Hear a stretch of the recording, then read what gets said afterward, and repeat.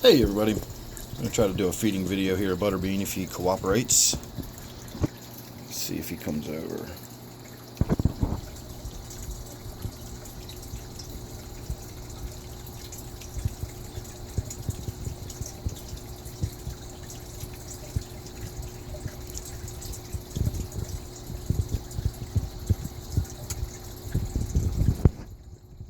I think the camera being here is what's bothering him.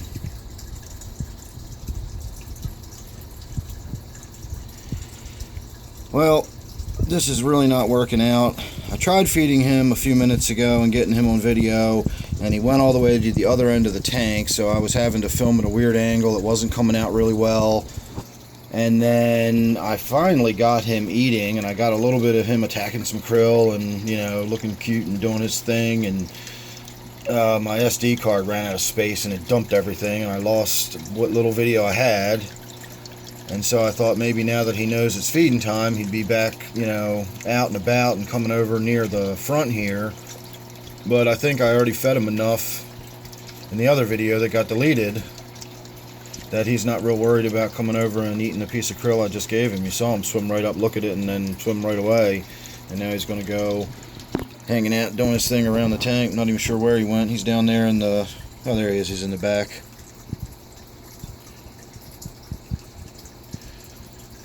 So he'll either get to it or he won't. It still amazes me after all the years I've had him how timid he is and how he still swims away from me. In fact, you know what? I'm going to snatch this out of here right now, and we can come over here. And I'm going to have to put the camera in a funny angle for a moment. Let me get this lid up and open. Now we'll get to see my Ctenopoma come up and get this. Let me get everybody out of his way.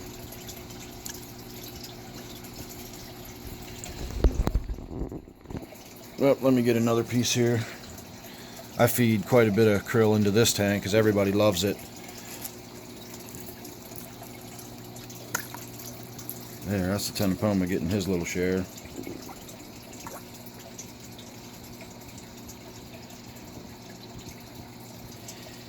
When you feed krill or any shrimp products to fish, because of the I want to say it's the keratin in it, or carotene in it maybe. It's something in shrimp that highlights red and orange colors in a fish. So if you've got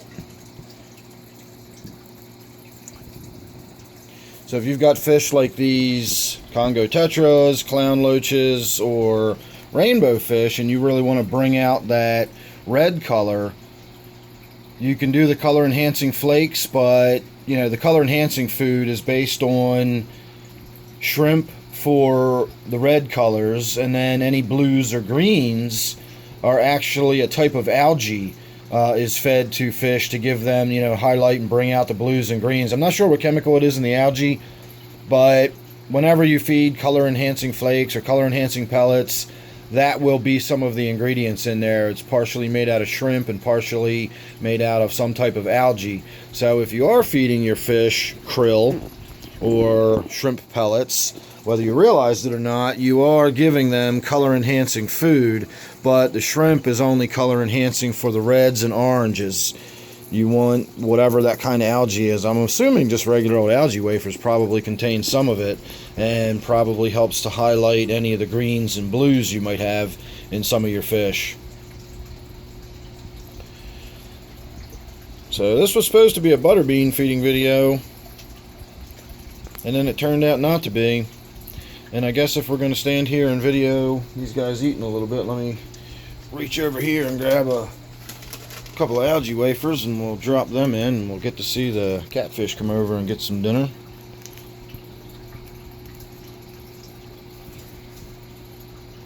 As soon as he smells those algae wafers in the tank, he'll come cruising around looking for them. I normally drop them in the center section, but I've got this left hand lid open, so that's where we're going to go ahead and drop them through. See, he can tell they're in there already. That catfish is cruising around looking for them.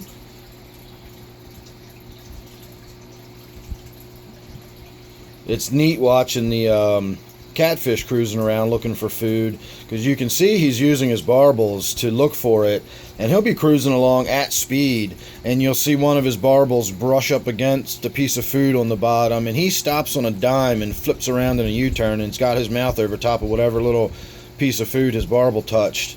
So I guess they probably have either some sort of chemical sensors in their barbs. I know they're sensor organs, they're sensory organs, so I'm assuming they've got either the sense of taste or smell or something similar in those barbels, and that way when they touch food type items in the dark, they know exactly what they're touching. Because of that, those sensory organs are more than simply feelers. They're actually chemical detectors and everything else in there. So pretty interesting watching him cruise around looking for the food. He's definitely one of my favorite fish.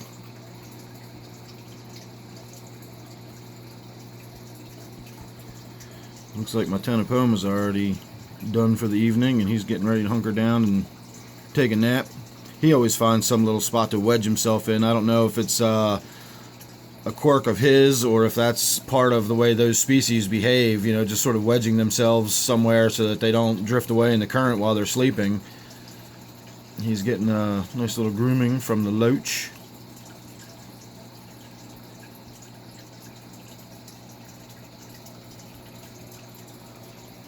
I wonder if he's ready for one more piece of shrimp. It certainly looks like it.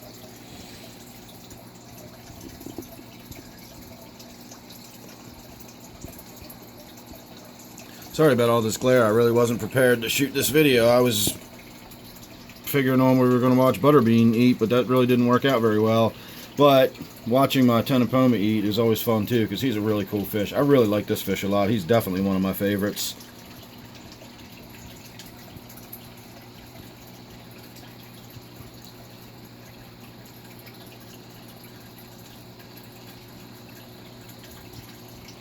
Let's see if we can get him this angle.